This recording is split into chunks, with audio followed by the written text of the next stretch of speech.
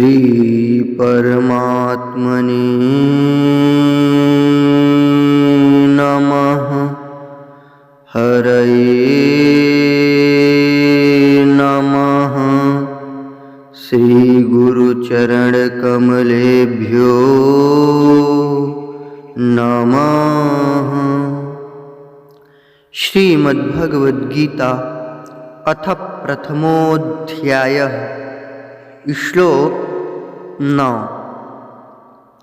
अन्ये च बहवः शूरा मदर्थित्यक्तजीविताः नानाशस्त्रप्रहरणाः सर्वे युद्धविशारदाः।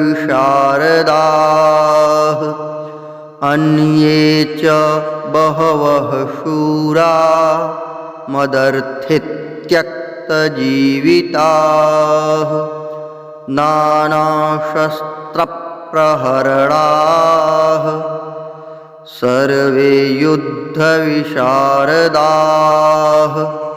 अर्थ: और भी मेरे लिए जीवन की आशा त्याग देने वाले बहुत से शूरवीर अनेक प्रकार के शस्त्रास्त्रों से सुसज्जित और सब के सब युद्ध में चतुर हैं।